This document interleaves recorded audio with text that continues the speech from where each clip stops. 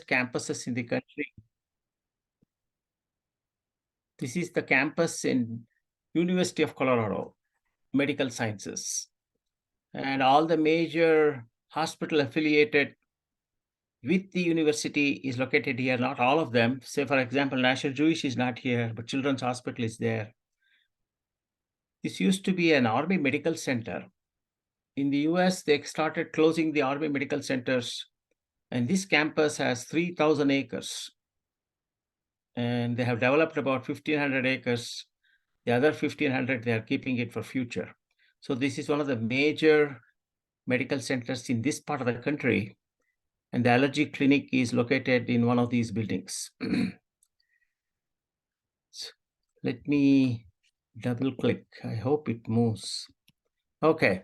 Now, the topic today is an important topic. At the same time, it's a little difficult topic. It is called occupational asthma, which we use this term for a long time, but because of the complexity of the subject, because of the heterogeneity, that means so many different factors involving this issue, the definitions have changed, the titles have changed. Now we call it work-related asthma, which is much more simpler and probably more meaningful. It's called work-related asthma. Under work-related asthma, basically what happens is the asthma get worsened at workplace. That is all it means logically. So broadly, there are two types. Asthma that is caused at the workplace, or asthma which is exacerbated by the workplace. Commonly, we call the ones that are caused at the workplace as occupational asthma, but asthma exacerbated at the workplace is also comes under the same category, but under a little bit of a different setting. So work-related asthma is an umbrella term that covers both the commonly called occupational asthma, or the asthma caused at workplace, or as well as the exacerbation of asthma due to the workplace. So this is an umbrella term. And it is a major public health problem. And it is not very well recognized because diagnosis is difficult. And there is low awareness. People do not relate asthma to the job unless the patient themselves complain or somebody notices it. Physicians have low awareness of this. And in a regular history form, many times we just casually ask, what's your job? And then we go to the next question. So we do not ask questions, does you have any more problems with your asthma or allergies at work, or during the working days, do you have more problems compared to other days? Or do you have more trouble on the days you work at night when you come home? Do you have more trouble on those days? So we don't ask those general questions. So this talk should make you more aware of this situation, and you should start asking more questions about job and job-related respiratory symptoms, as well as upper respiratory, as well as lower respiratory and conjunctival symptoms and dermatological symptoms, because some of these nasal conjunctival symptoms precede asthma. And this is a very highly heterogeneous disease, too many agents. They say almost more than 400 agents are involved in causing this type of situation. And every year, 10 or 15 different items are added to the list. Multiple mechanisms, unknown mechanisms. Fortunately for us, there is a significant number which are allergy, IgE mediated, which I'm going to talk about. But it is not as simple as you think. And in addition to all this, because it is related to one's living, one's job, and also there is complicated employer-employee relationship, we also face a lot of medical legal implications. A physician role here becomes much more crucial when it comes to medical legal issues. So you need to be aware of such things. It is not as simple as just making a diagnosis and writing a prescription. It is much, much more complicated. It is the most common occupational lung disease. If you look at occupational lung diseases as a whole, occupational asthma is the most common entity. And important thing is, it is not uncommon. If you look at the literature, older literature, it will say around 9 to 10% prevalence. But if you look at the more recent literature, I'm going to send you an article on that, 2020, because there are not too many articles on occupational asthma recently. The prevalence is as high as 25%. 25% of asthmatics that we see have some relationship to their jobs. One or two, at least out of 10 asthmatics have occupational asthma. And this is an adult issue, not a child's issue, because we are dealing with a job which and normally it is, since although we have quite a bit of child labor and child pediatric induced issues, generally this is an adult issue. This is an adult asthma. So you have to suspect. If you see a 30-year-old or a 25-year-old in your practice, and they say, I'm having this tightness in the chest, difficulty breathing, coughing, and it's only for the last 2 months. I don't know what's causing it. I never had any respiratory infection. I never used to have this problem before. In the back of your mind, you should have occupational asthma. I want to rule it out or rule it in. And there are certain individual risk factors. If somebody has atopy or allergic history, they are more prone for it. Or in those people, the asthma could be a little more severe. But atopic people generally are not prone for it. But somebody already has an occupational asthma, they probably will have some atopic issues along with it. Smoking has also been blamed as a risk factor. There are some genetic factor and non-specific bronchial hyperreactivity that is due to any reason can make you more prone for occupational asthma. There are two types under occupational asthma. Is one called sensitizer type. Another one naturally is a non-sensitizer type. Sensitizer type name itself indicates sensitization, which you already know. The definition of sensitization in allergy is the formation of specific IgE antibody against that particular antigen, and mast cells are involved. Antigen presenting T cells are involved, B cells are involved, and that is exactly what happens in occupational asthma. Fortunately for us, majority of the occupational asthma caused by animal and vegetable origin, where proteins are involved, are all IgE mediated. That means you have a history, and you also have you can have evidence of IgE production in these patients, either by means of allergy skin testing or by specific IgE determination, and occasionally specific inhalation challenges. These patients have a history of latent period. That means they have been working at that particular location. Say, for example, you have a young lady, MSc in biological sciences, gets a job in a pharmaceutical company who also do animal lab. They have animal laboratories, or they may be working with enzymes in pharmacology. And these individuals, when they join, they are fine. They don't have any issues. About a few months later, 6 months later, 1 year later, 2 to 3 years later, or in sometimes even a few months later, they start having problems. The problem specifically occurs on the working days. They may have problems at work, or when they go back home, they start having problems with wheezing and tightness. Because as you know, IgE reactions, there are two phases: early phase, late phase. Early phase that occurs within 20 minutes, 30 minutes, late phase that comes 6 to 8 hours later or 10 hours later.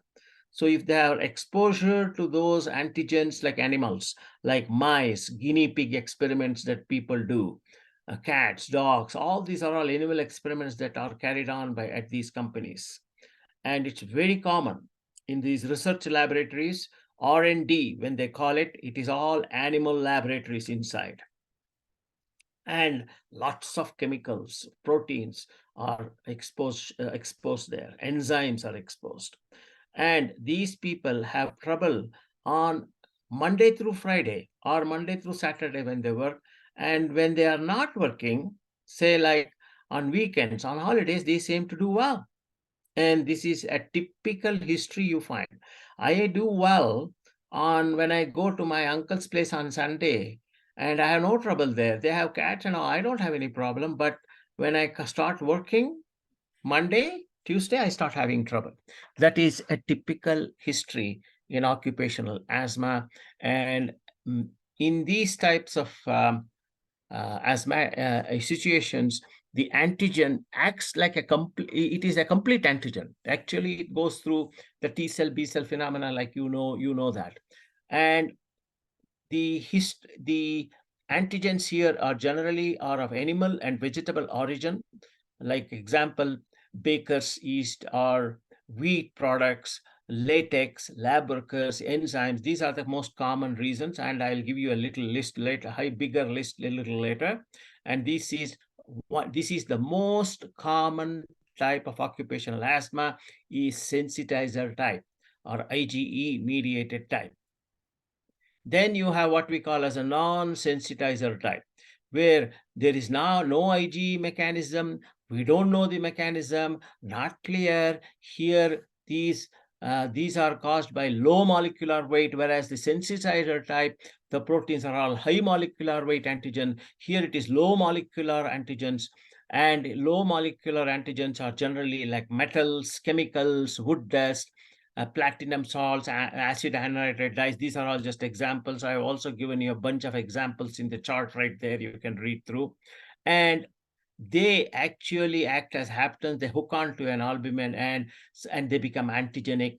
And there will be some immunological, it's still immunological reaction, but IgE is not there. But in about 20% of these patients, there is some IgE production, but 80% of these patients, no IgE mechanism, very difficult to diagnose, no reliable skin testing, no reliable nothing can be, no such test. So the test, the diagnosis depends upon history and ancillary tests, which I'm going to talk about in a little few minutes. So these are all the different agents that can cause non-sensitizing occupational asthma, like diisocyanates, acrylates, persulfates, metals, wood dust, like red cedar dust, oak dust, and many other chemicals that are listed right there. Ethynyl diamine, triethylamine. So you have a big list that you may have to look at it. But the most bothersome thing is that the severity of asthma, although is caused by severity asthma, is actually more in the low molecular weight antigens, more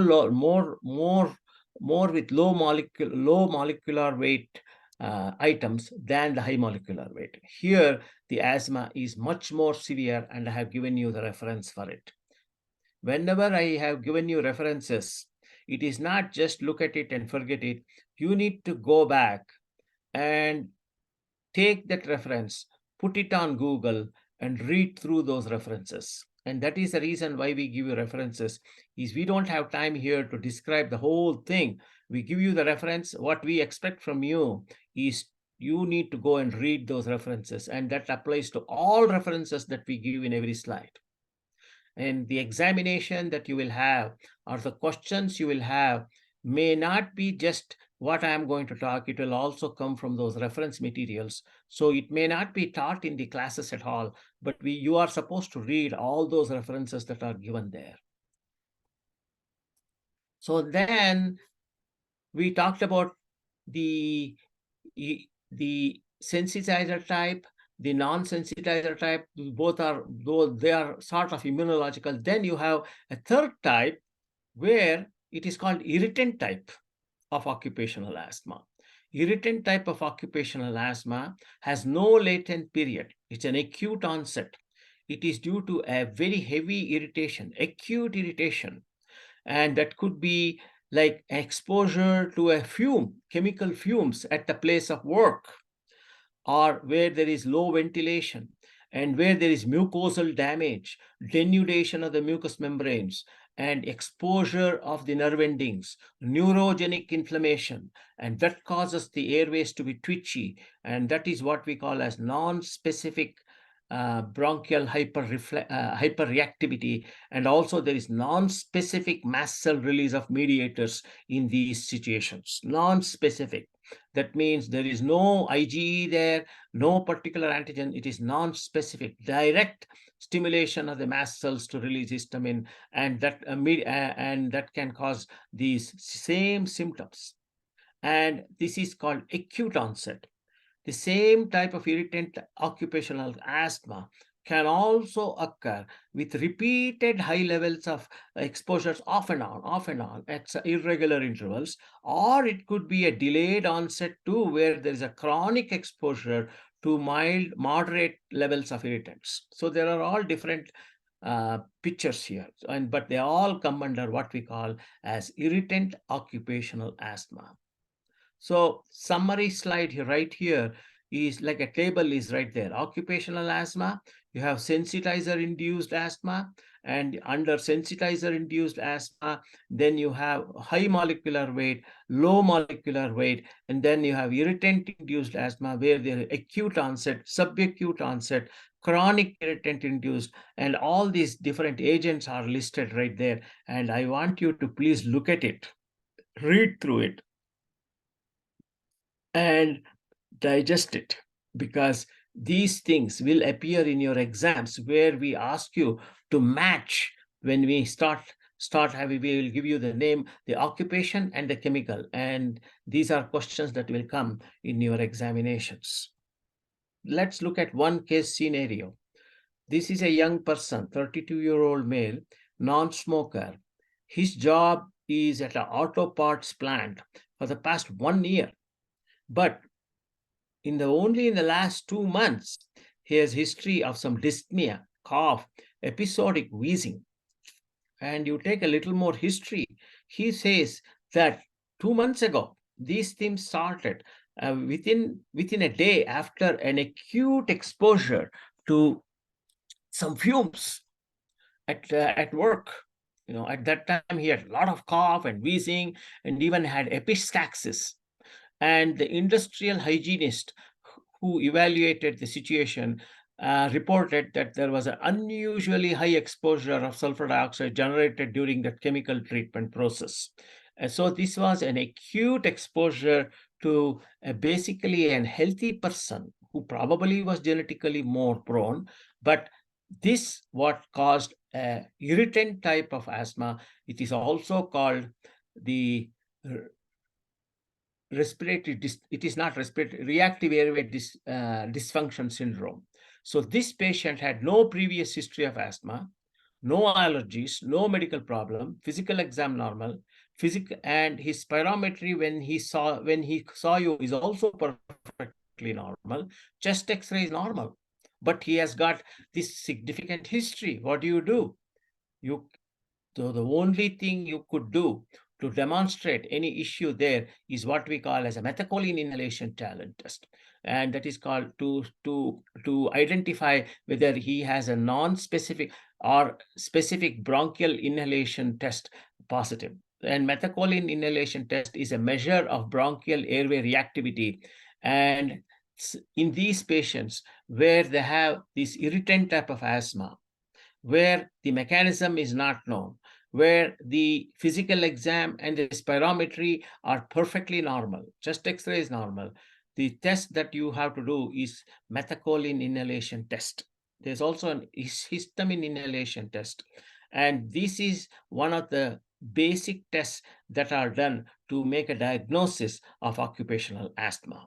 And this particular irritant occupational asthma is also referred to as reactive airway dysfunction syndrome, RADS. That is the other name which is commonly uh, ascribed to this. And it is an occupational asthma syndrome caused by exposure to non-specific irritant. So here the accidental exposure was sulfur dioxide. It is not a specific sensitizing agent. No allergic mechanism is known. No need for skin test. And what you really need to do is to get him out of that environment, treat his problem with inhaled steroids. Hopefully he will get better. But such people can remain as having like a non-specific bronchial hyperreactivity for long periods, even without exposure. They can remain like that with twitchy lungs. Many different things can start bothering them. Cold air can bother them. Smoke and fumes can bother them. Or certain noxious, unrelated agents can bother them because their airway reactivity is high. So such patients are also seen. That is due to almost like what we call as a chemical burn, and that caused a damage to the mucous membrane, and that caused the neurogenic inflammation and hyperreactive airway syndrome. Let me run this. Okay, hold on. I have Shambho. Yes, sir. I need to. Oh, sorry. I need to play this movie. I hope it will come. Today's topic is occupational Yes, asthma. sir. Coming, sir. Occupational asthma is a lung disorder in which substances found in the workplace cause the airways of the lungs to swell and narrow. This leads to attacks of wheezing, shortness of breath, chest tightness, and coughing. These substances may cause asthma in one of three ways. 1. An allergic reaction, like people with allergies who develop allergic asthma. 2. An irritant reaction, like a person that reacts to smoking with asthma. 3. A reaction which results in the buildup of naturally occurring chemicals such as histamines in the lungs, resulting in an asthma attack. Symptoms. Occupational asthma symptoms are similar to those caused by other types of asthma. Asthma symptoms start when your lungs become irritated or inflamed. Signs and symptoms may include wheezing, sometimes just at night, coughing, shortness of breath, runny nose, nasal congestion, eye irritation and tearing, chest tightness. Causes. In people who have sensitive airways, asthma symptoms can be triggered by breathing in substances called triggers. Many substances in the workplace can trigger asthma symptoms, leading to occupational asthma. The most common triggers are wood dust, grain dust, animal dander, fungi, or chemicals. Diagnosis. As we know that diagnosing occupational asthma is similar to diagnosing other types of asthma. However, your doctor will also try to identify whether a workplace substance is causing your symptoms and what it may be. An asthma diagnosis needs. I don't know, something happened. Okay. We go back. I don't know if it is continuous or what.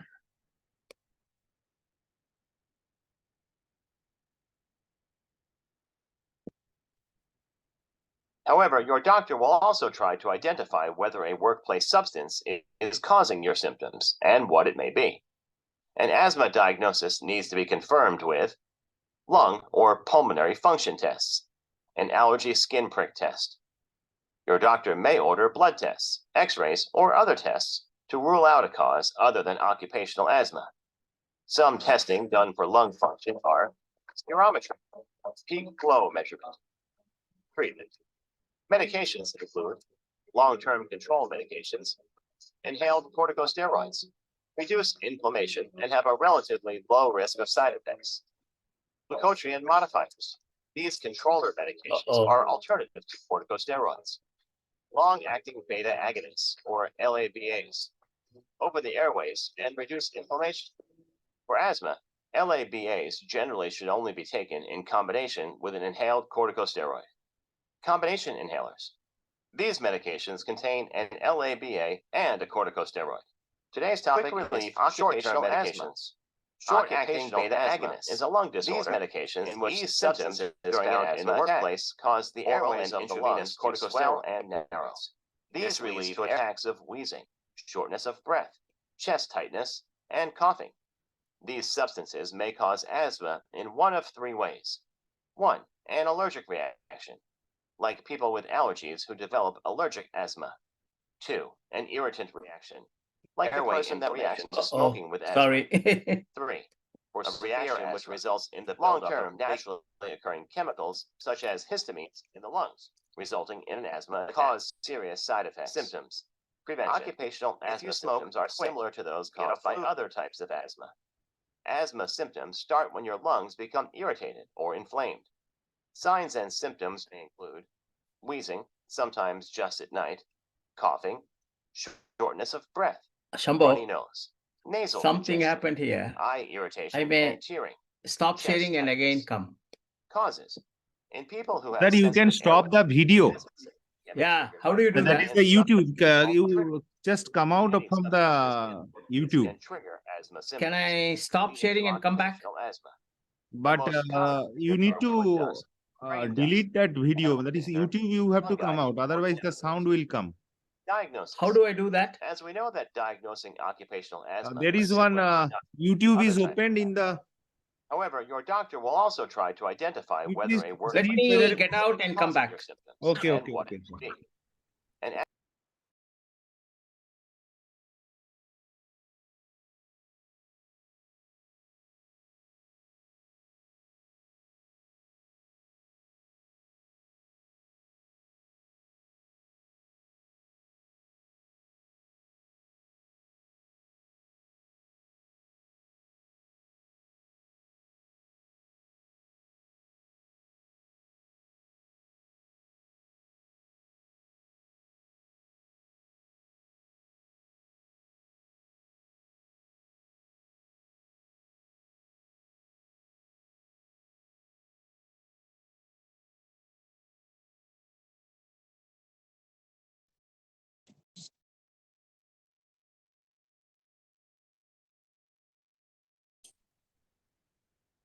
Sorry about that. Yes, sir. Please try to share your screen once again. Yeah, I will. I will see where it is now. Hold on.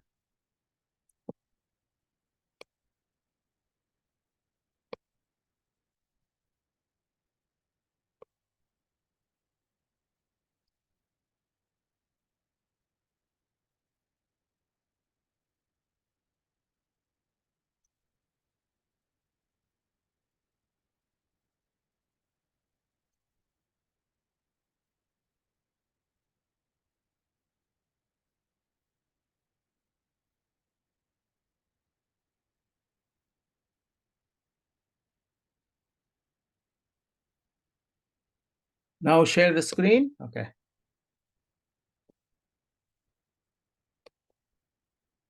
So let me move to that. Okay. Are we okay now? Yes, sir. It's fine, sir. Sorry about that. Technology. Something I never had this issue before. Okay. So basically, this gives you some idea what goes on with occupational asthma, but as I'm going to talk to a little bit about diagnosis and all that little later, but I just want you to appreciate some of the common causes of occupational asthma. What is the type of agent that is involved, and what is the name of the occupation?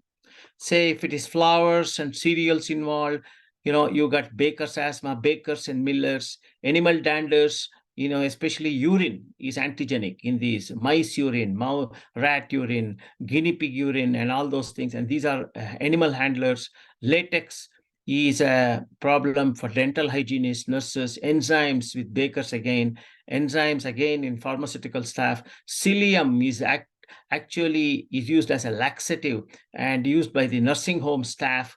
And crab is food industry. It is also airborne to crab processors. And these are all high molecular weight. Low molecular weight is, as we told you before, it is metals, dust, and chemicals. And these are all the different agents that are there on the left side in the occupation. And I want you to look at this and remember it, because this is one of the questions that is asked in your multiple choice to match. So you need to know what is involved with all that. For example, there's a little bit of a problem in the way it is depicted in the slide. The last one on the left side is colophony, is actually has to do with the electronic soldering machine. So please, you need to sort of assemble it properly in the slide when you read through it also. So, and that is a common thing, because that is soldering is a sort of a thing that is used in IT industry, especially with this chip manufacturing. And there are a lot of people who are involved with soldering and get asthma, and that is due to flux. They use it. That is a substance used in soldering, and that is colophony. So diagnosis, I mentioned to you, is not very easy here. History alone is not enough, but gives you an idea. But you may have to do several tests in order to supplement the history. One of those things would be like a monitoring of peak flow at work, and that is also useful, as well as non-specific bronchial hyperreactivity measurement by methacholine challenge, and sputum eosinophilia, FeNO. And the last thing, which is what we call as a gold standard test, is specific inhalation challenge, or SIC, which we are going to talk in a few minutes. And the reason I am showing you this slide is because of one reason, is because I put a thing called site visit. Site visit is extremely useful and very informative, and this is not spoken a lot in some of these articles that you may be going to read about, because this is not very common. But site visit helps a lot, and I have been involved with site visits, because when I used to be in practice, we used to have Hewlett Packard company, which is a major, that IT company, had a huge manufacturing unit, and there were several such chemical companies, and people used to come to us with significant respiratory issues as well as skin issues from these different locations. And it was difficult for these patients to describe how the workplace was, what could be causing, because they are ignorant of many of these chemicals that are being used there. And it is very difficult for them to explain the particular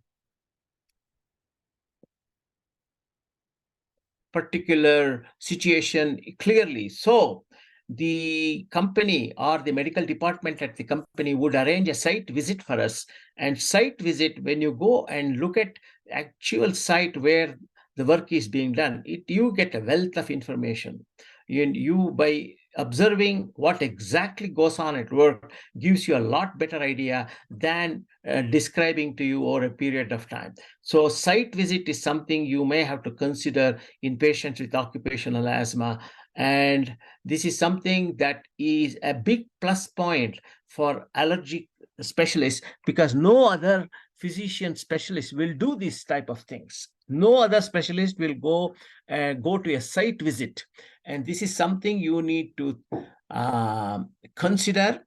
And this is something that could be done just like you have aerobiology tour. This is something, Dr. Shambho, you might consider, where you can do a site visit to some of these different companies where there is a higher incidence of occupational asthma.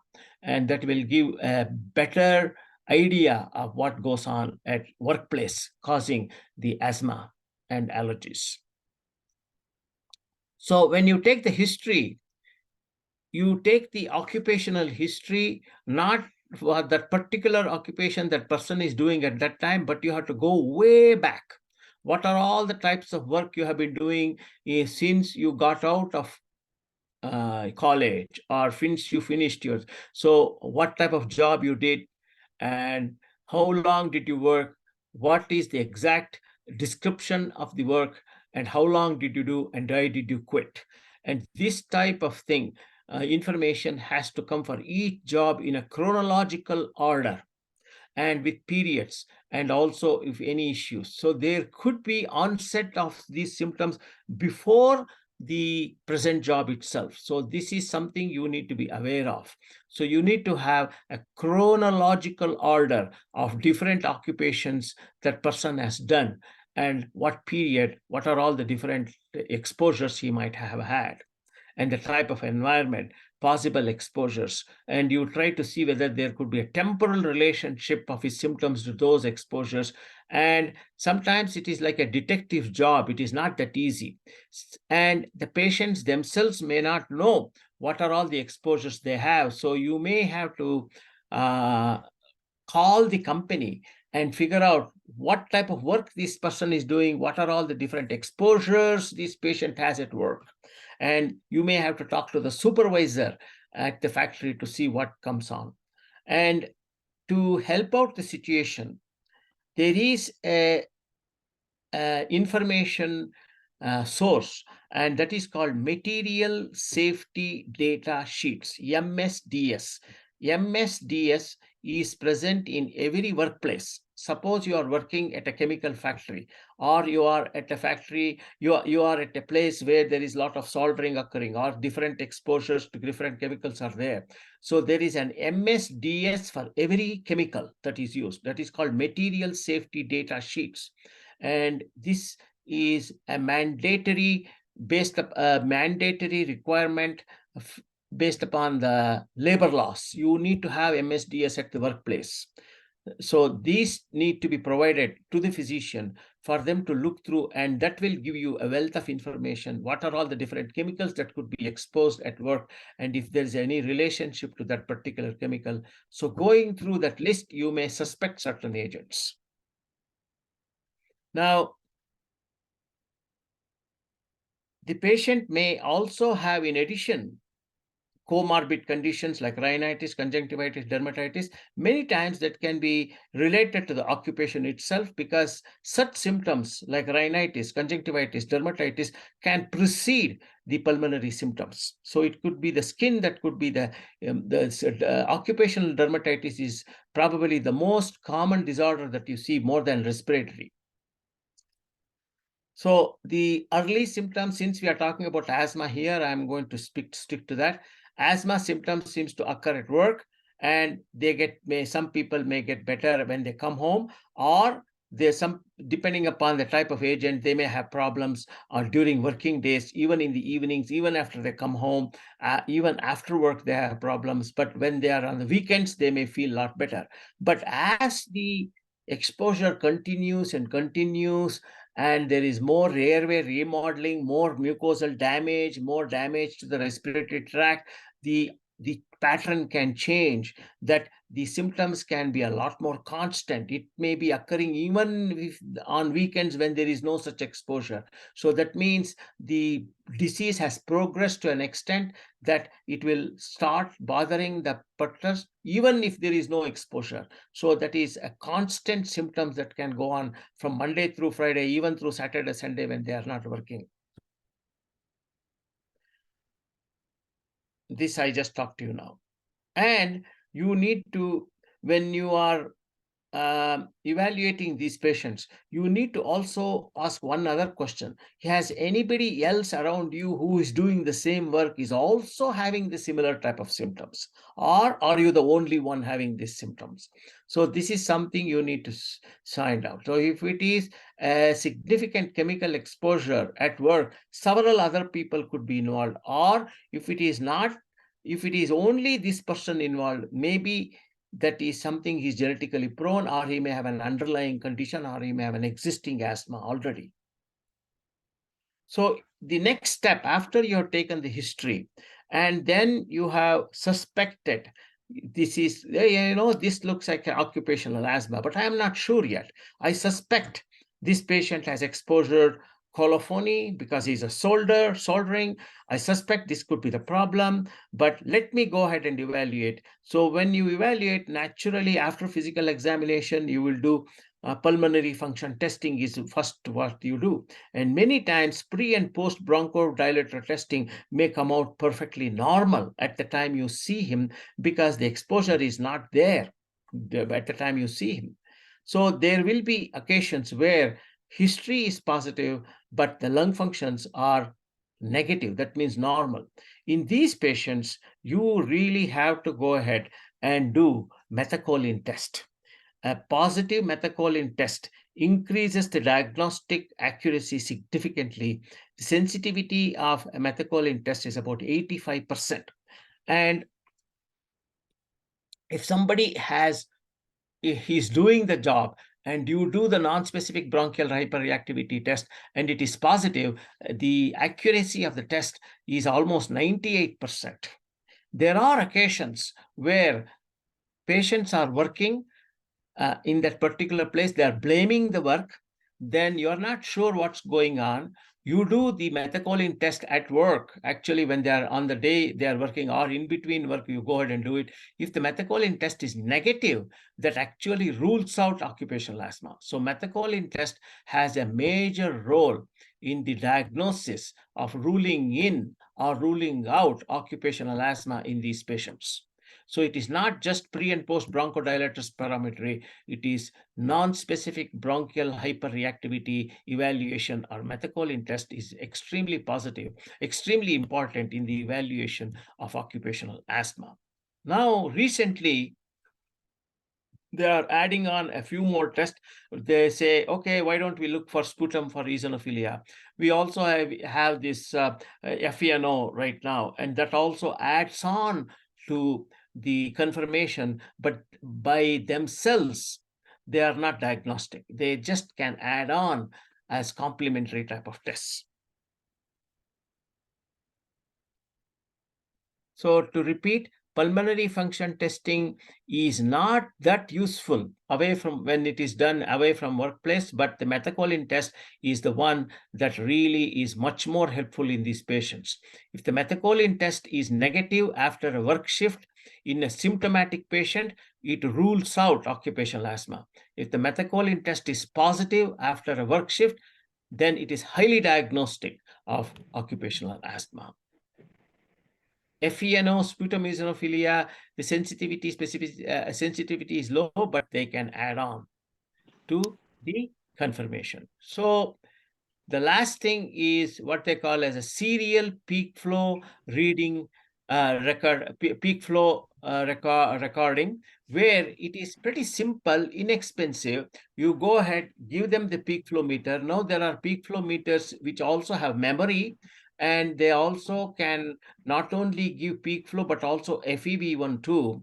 And you do these readings, about 4 readings a day, before going to work, at work, and sometime during the work and after work, and do that for about 3 to 4 weeks. And normal variation between peak flows around 20% is allowed.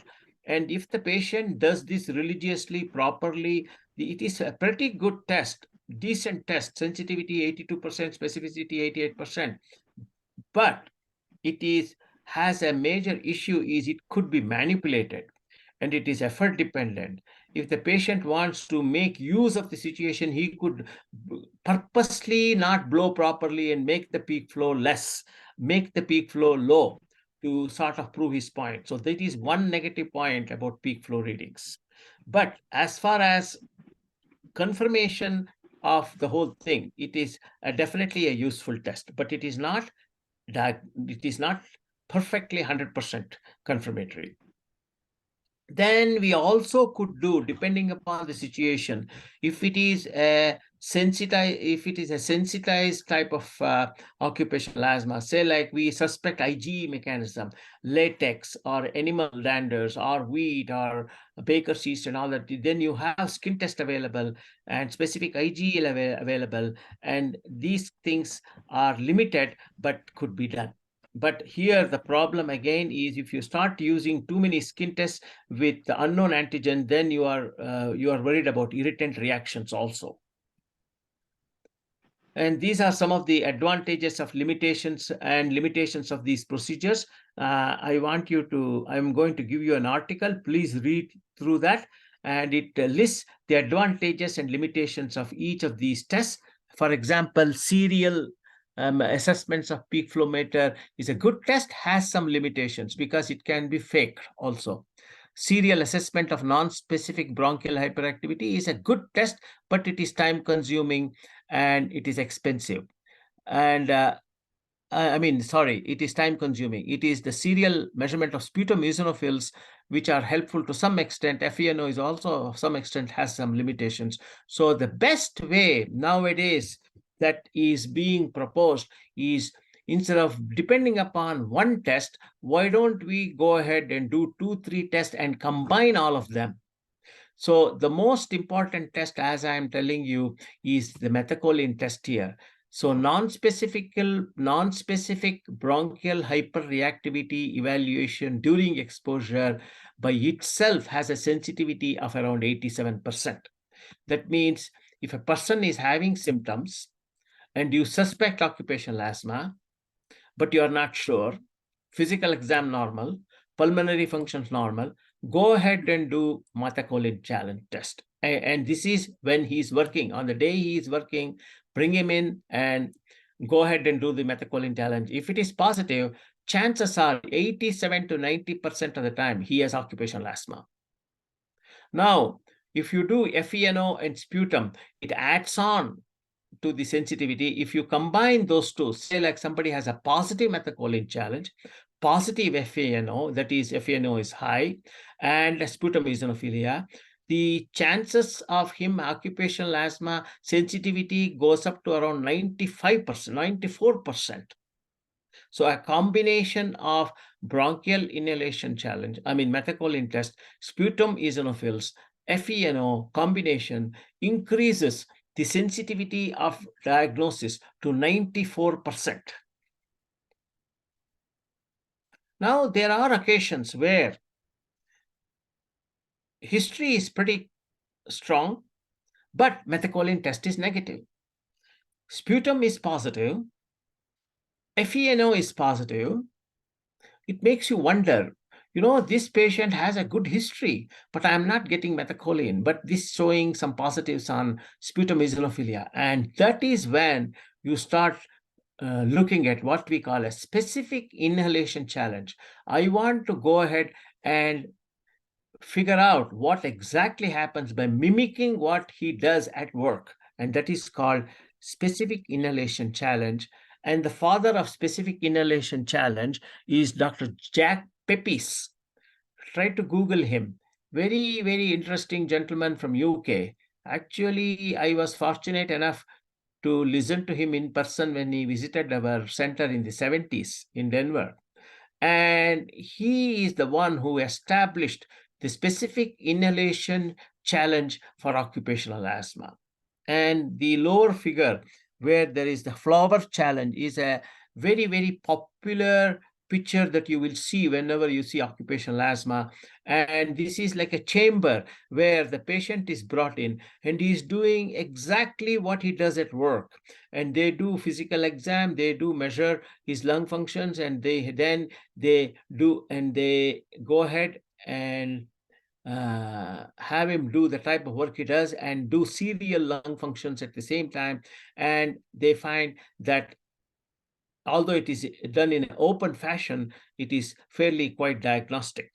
So a significant reaction, according to Jack Pepys, is a fall in FEV1 of 20% or more during this specific inhalation challenge is a diagnostic test for occupational asthma. So a positive test is diagnostic. A negative test still does not rule out occupational asthma, which means that this test also has some limitations, and that is when we still have to do a methacholine test to figure out. So if you already have suspected and you want to confirm the diagnosis, specific inhalation challenge is done. But specific inhalation challenge has limitations. It is not easily done because you need a chamber, you need to mimic what that person is doing. And so it is sort of a an essential tool for identification of the new agents that are being introduced. It is a very expensive technique. It is much more sensitive than other tests that I mentioned, but it is worth the expense since indirect costs can be a lot more expensive, and reference standard is about 100% accuracy if you can definitely demonstrate it. And this is sort of a table that shows you all the stepwise algorithm of all the different ways the investigation of work-related asthma. So you need to go through this. Because of lack of time, I am not going to go through this in detail. So management, once a diagnosis is established, you need to complete removal from the exposure essential. Complete word is very important. If you do a partial removal, say like I'm having problems in this particular room. Oh, let's move you to the next room, okay, where there is no such exposure, but there will be minimal exposure. These fumes could be still coming into the next room. So a partial removal from the exposure is not going to help a lot because it will still keep the inflammation going. A complete removal from exposure is essential for a total relief. And rehab program has to help. And there is a thing called workman's compensation in all these. That's a governmental agency, and they are actually going to pay for the evaluation also, because this involves a change of job for that, and it also involves the issues with his livelihood. The workman's comp can compensate for the patient's livelihood by paying him certain amount of money because he is sort of disabled due to work. It is not his problem. He got disabled trying to do the job, and that is where remuneration is given by the government to these people. And also they will try to insist on the workplace to show improvement, like improving the ventilation and reducing the reduction of exposure, and also trying to see whether they can use alternate chemicals rather than the same alleged chemical that caused the problem.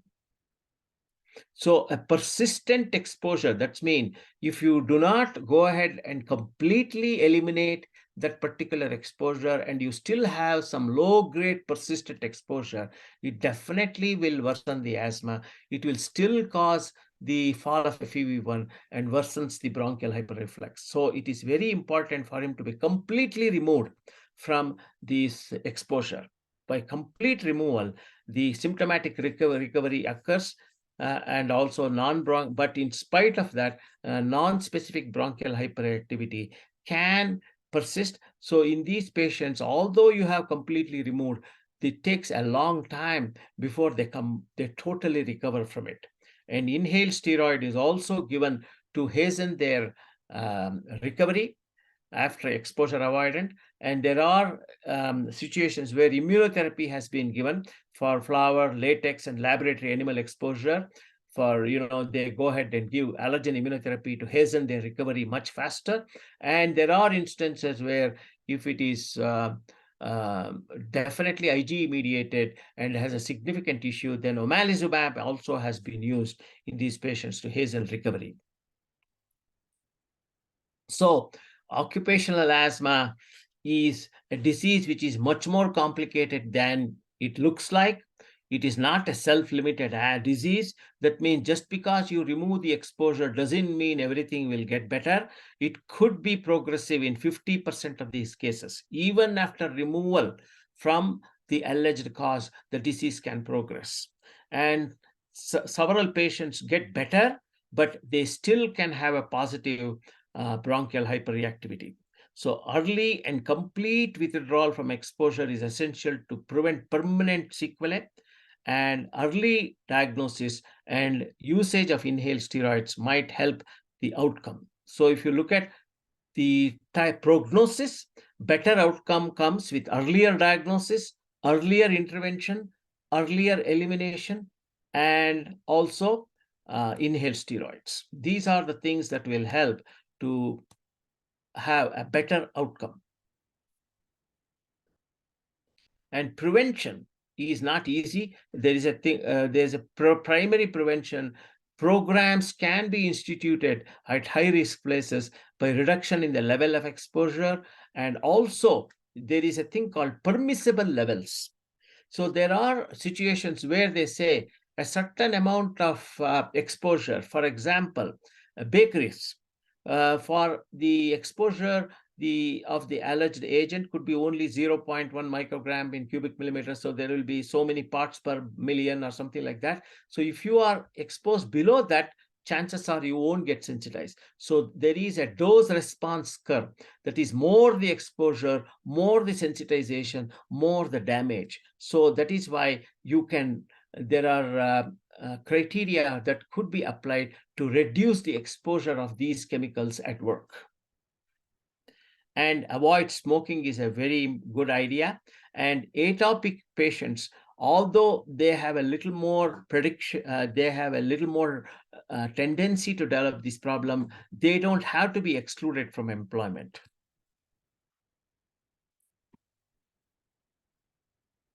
And this is just a summary of the preventive measures. Medical legal aspects is because of the situation where employer-employee relationship is involved here. The employee is blaming the factory or the workplace for his problem. There will be legal issues. So this is where physicians get involved, and medical personnel should be very knowledgeable about this whole situation, because you will be called as what we call as an expert witness.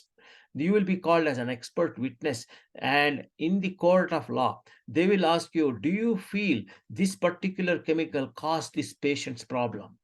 And if so, why do you say so?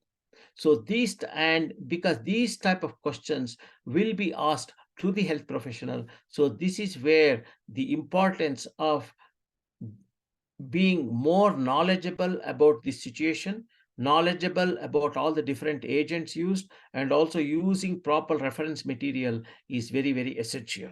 It is not just diagnosing and treating. So medical legal aspect of occupational asthma is another major issue you need to be aware of. So this topic is a fairly complicated topic.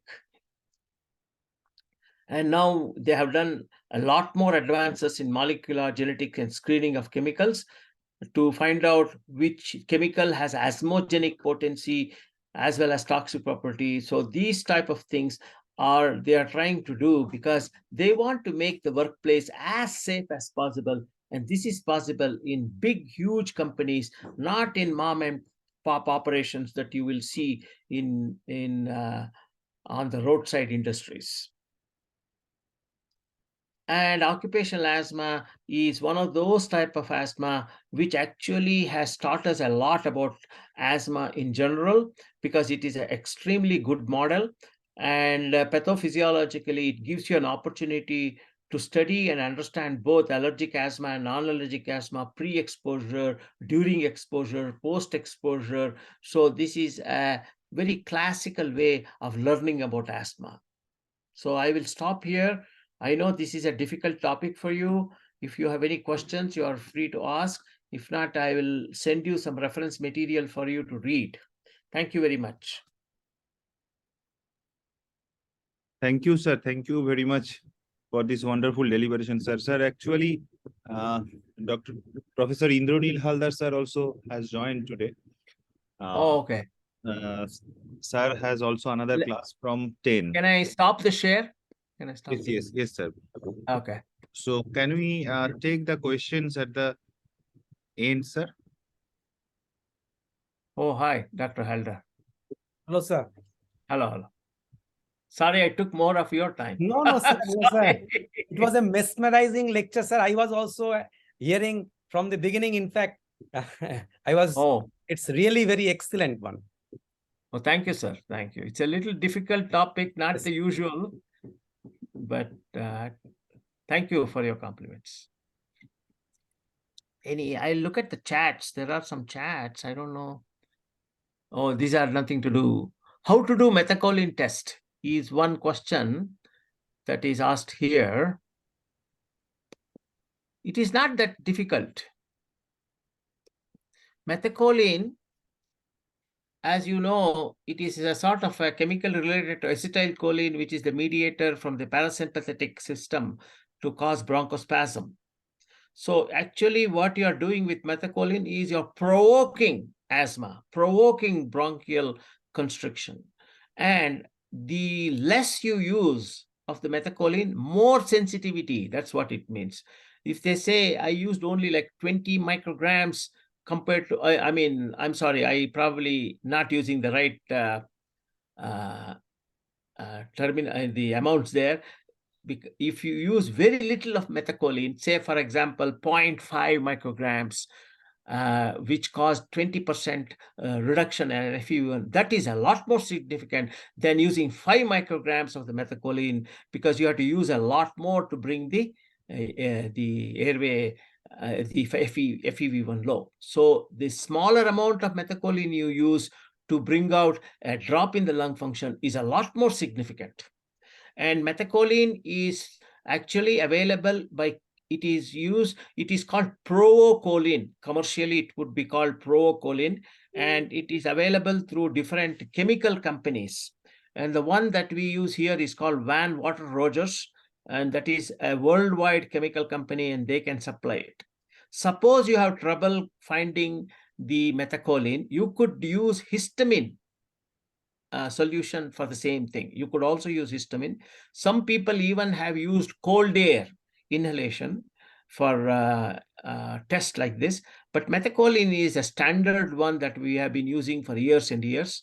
And such tests cannot be done in your offices. It should be done in an institution where, in case these patients get sick, you need to take care of them right away. At least the emergency equipment has to be there. And the worst thing that could happen is these people will go into bad asthma attack. That's all it happens. And we have done hundreds of these tests in our institution, and majority of the time we are able to reverse with basically bronchodilator nebulization, and they get better. 1 or 2 nebulizations of bronchodilator, they get better. And it is short acting. It is not going to be a long acting problem. So methacholine test is something you probably have to explore, if not at least the histamine inhalation challenge. And if you don't have that, it's very difficult for you to evaluate occupational asthma. Yeah, thank you, sir. So as we already discussed that Professor Indranil Haldar sir has another lecture from 10. Yes. So we'll start his lecture, and I am requesting all the participants to please post your question to us. We will send to sir, and we'll get the answers to you. And we will arrange one session, hopefully, in our institute on practical demonstration of this BPT. So Okay. Methacholine. So we will try to arrange that, sir. Thank you very much. Okay. Thank you again, all of you, and thank you, Dr. Haldar, for your patience. And thanks, Shambho. I will try to stay on. I'll listen to a little bit on Dr. Haldar's talk, and then I'm going to go in between sometime. Thank you again. Thank you. Thank you. So may I... Should I start sharing my screen? Yes, sir. Please, sir. Please. So is it visible? Yes, sir. Visible, sir.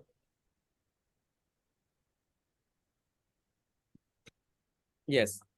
So good afternoon, everybody. And after a mesmerizing and such a wonderful talk by Dr. Vedanthan, we'll be shifting to somewhat a different topic. The COPD management, what are the recent changes, the COPD guidelines that will be to be taken care of and should be understood, because see, again, though this course is basically related to asthma and allergic disorders, but still there may be some overlap in patients who come to us with dyspnea, cough, chest tightness, and we have to differentiate them from the other conditions which are there, and COPD is one of such conditions. So when we treat or manage COPD, the guidelines that comes in front of us is the gold guidelines. And it's the only guidelines that is updated every year or in between years. And so we should be going through it and in this next, say, 45 minutes or so, it is not possible to give everything and what is there in the gold guidelines, but I will be going to most important changes that are there in the gold guidelines so that we can know for our own practice and our changes that are there in it. So coming to the first thing, the definition. So initially it was, before, if you see the gold guidelines, what it was thought is COPD is a common, because it is a high prevalence, say about 3.5 to 4.5% in elderly, which was preventable, which was thought preventable because if we could stop biomass exposure and smoking, it could be preventable and treatable, which was usually caused by significant exposure to noxious particles or gases. So this was the previous definition that we had for COPD. Now it has been changed to the terminology as an heterogeneous lung condition. Why heterogeneous? Will come to it, because again, just like asthma, which is thought to be heterogeneous, the COPD disease presents with different phenotypes, it presents with different clinical manifestations, and because it has a different etiology, and the different etiology presents with different manifestations of the disease. It is characterized by chronic respiratory symptoms, just like any other obstructive lung disease, and that's the reason we should know what the COPD is and how it should be treated. That is with dyspnea, cough, and sputum production due to abnormality of the airways. That is the bronchi and the that is bronchitis and bronchiolitis that is caused because of the inflammation of the airways. Not only the airways, but also of the alveoli, which causes emphysema and causes persistent, often progressive airflow obstruction. So this definition is more elaborate. It is well for a clinician to understand that, yes, both the airways and the alveoli are involved, to understand the heterogeneity of the disease because it doesn't present with one single type of presentations. And also important that it presents like an obstructive airway disease and it's persistent and is also progressive. There are two important terminology which also is there in the definition, and we should be going through it.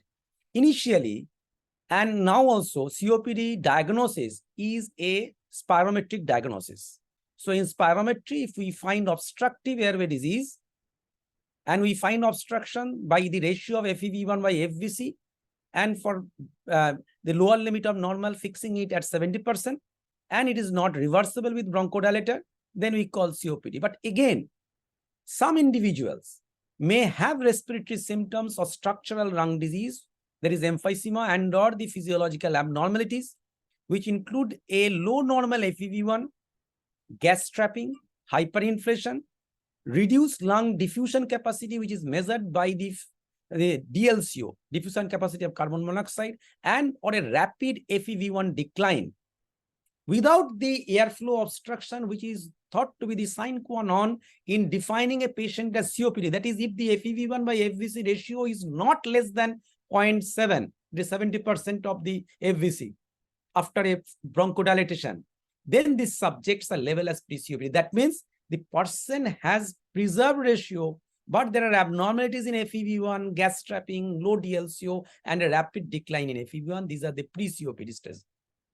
Now the PRISM, the term PRISM means preserved ratio altered spirometry, or on the altered spirometry, impaired spirometry, the preserved ratio impaired spirometry has been proposed to identify those with normal ratio. That means the FEV1 by FVC is not less than 70%, but abnormal spirometry, which means the FEV1 is reduced, the FVC is also reduced. Subjects with pre-COPD or PRISM are at risk of developing airflow obstruction over time, but not all of them do. So there are different studies which have shown that pre-COPD, many of them progresses to COPD, or the PRISM progresses to COPD. Why this is important? Because just looking at the spirometry being normal with an FEV1 by FVC ratio more than 70%, don't take that these patients are not to be treated, but these are pre-COPD and PRISM. So coming to the new classification according to the etiotypes of COPD.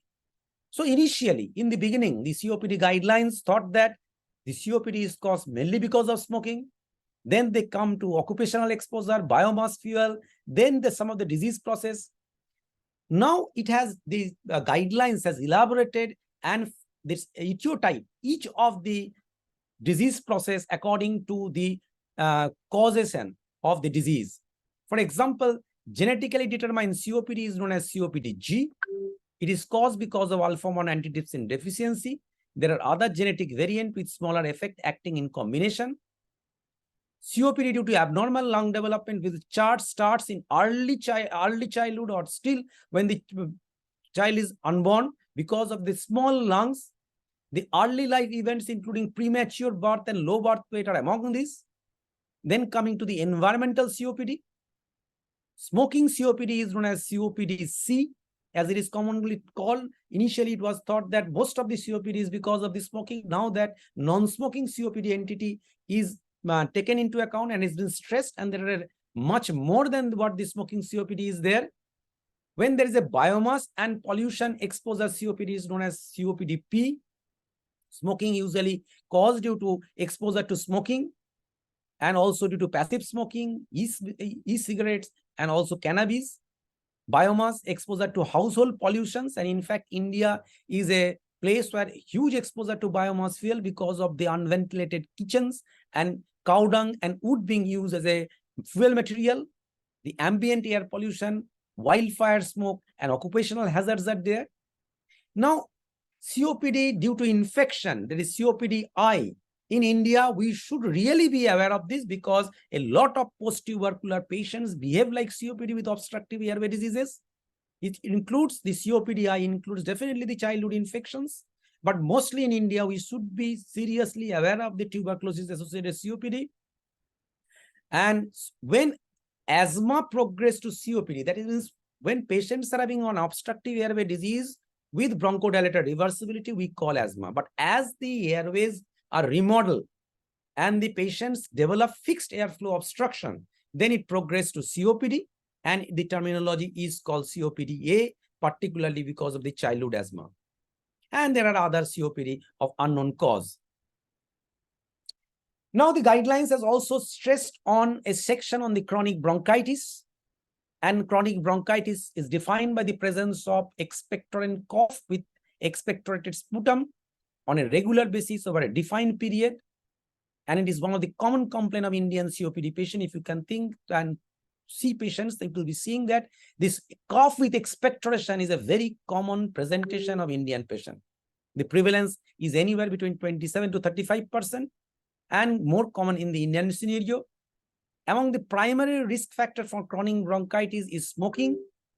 4 to 22% of chronic bronchitis is found in never smokers, suggesting that factors are involved, which include air pollution.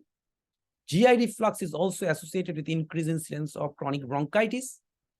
And on radiology, you may be seeing a mucus plugging, which may be present and persist in patients of COPD, describe a lack of chronic bronchitis syndrome and is associated with greater airflow obstruction. And these are the patients who have lower oxygen saturation and worse quality of life because of the mucus plugging.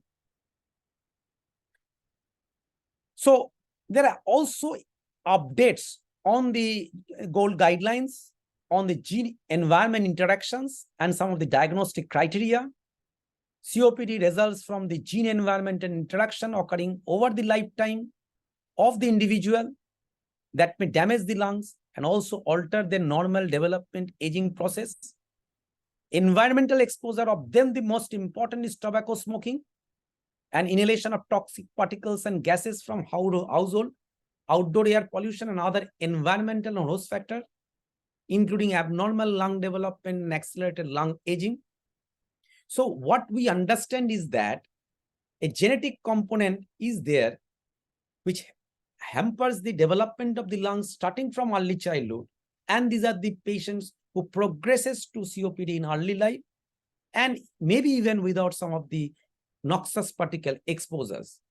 So again, the diagnostic criteria should be with an appropriate clinical context, the presence of not fully reversible airflow obstruction, which is picked up in a spirometry by FEV1 by FVC less than 0.7 post bronchodilator, and it confirms the diagnosis of COPD. Now, practically the most important change is in the combined assessment.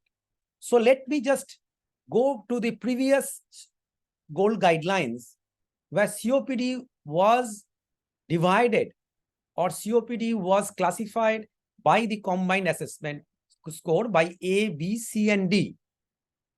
So just to start with, if a patient with symptoms and a history of exposure to noxious particle comes to us, we have to do a spirometry. And on a spirometry, if we see that there is airflow obstruction which is not fully reversible, we diagnose this patient as COPD. Now, once we diagnose this patient as COPD, we assess the symptoms and the risk of exacerbation, how many exacerbations are there, and how the patient is symptomatic. So a patient of COPD comes to you. The first assessment includes how symptomatic the patient is. How do you assess the symptoms? It is by two, the COPD assessment test and the modified medical research council scale. So what we know is that the modified research council scale is from stage 0, 1, 2, 3, and 4. And the CAT score anywhere above 20 is there, between 20. So a patient is thought to be less symptomatic if the modified medical research council score is 0 and 1 and the CAT score is less than 10. So that is, if the patient is having a MMRC grade more than 2 and a CAT more than equal to 10, he is more symptomatic.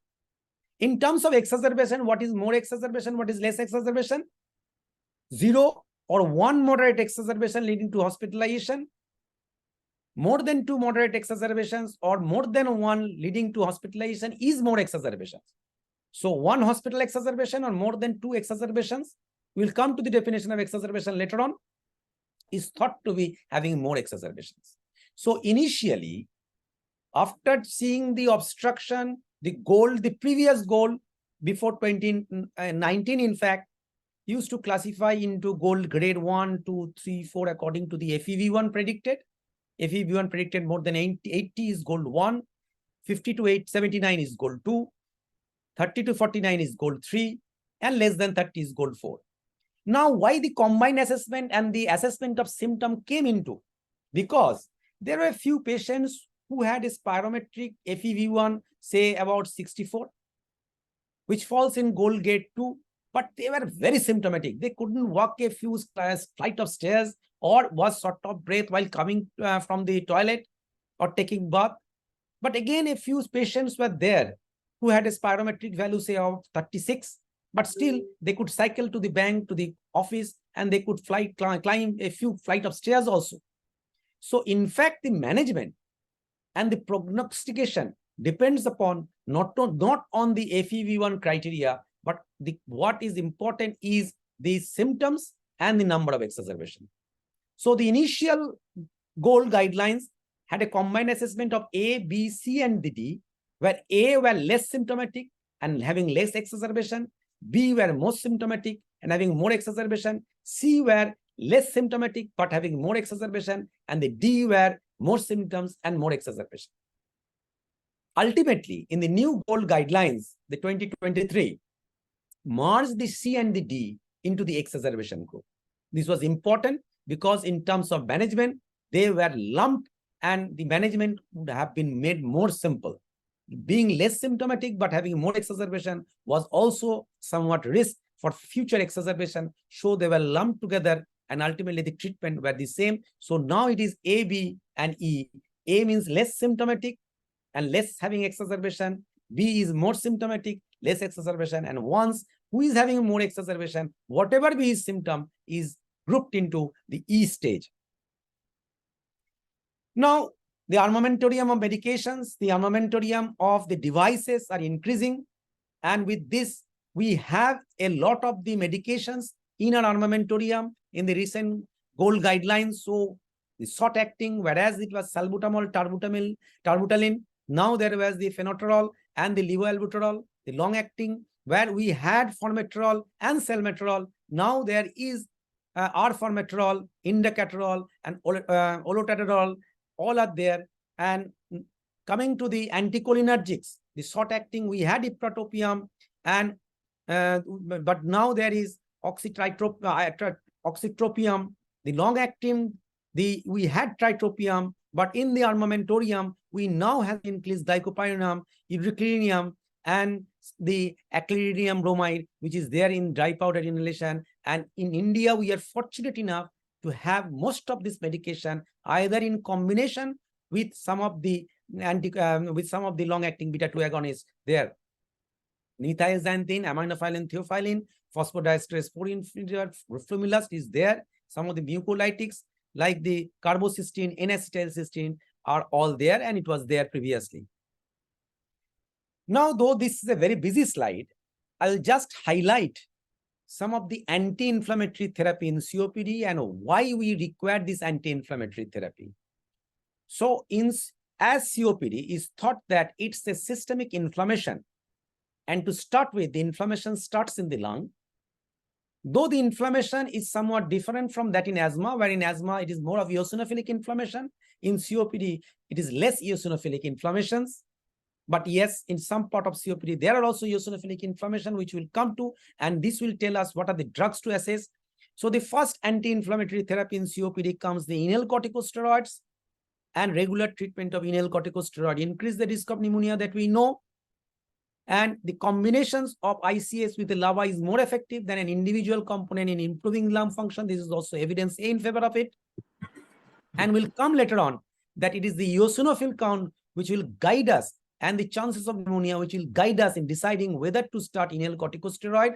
Unlike in asthma, wherein all asthma patients requires inhaled corticosteroid, in COPD, because the inflammation is not more of eosinophilic, inhaled corticosteroid comes down lower the lane. Oral corticosteroid, there are numerous side effects of oral steroids, and with no evidence of benefit for long-term oral steroids. The other anti-inflammatory as phosphodiesterase 4 inhibitor, long-term azithromycin or erythromycin reduces the exacerbation over a year, and it has an evidence so antibiotic acting as an anti-inflammatory. So coming to the mucoregulators and antioxidants, regular treatment with the mucolytics like the carbocysteine and the N-acetylcysteine reduces the risk of exacerbations. Other anti-inflammatory agent like the simvastatin does not prevent exacerbation in patients with increased risk of exacerbation. However, observational studies suggest that statin may have positive effect. Leukotriene modifiers have not been tested. So you should not prescribe leukotriene inhibitor if you have patients of COPD, diagnosed patients of COPD. So it should be avoided in those patients. Now, this is a very important slide. So as told, ICS come down in the list, whereas in asthma, it should be the first. So when should you use inhaled corticosteroid? What are the factors which strongly favors use? So if there is a history of hospitalization for exacerbation of COPD, more than 2 moderate exacerbation of COPD per year, blood eosinophil greater than 300 cells per microliter, and history of any concomitant asthma, then you can think of just bolo.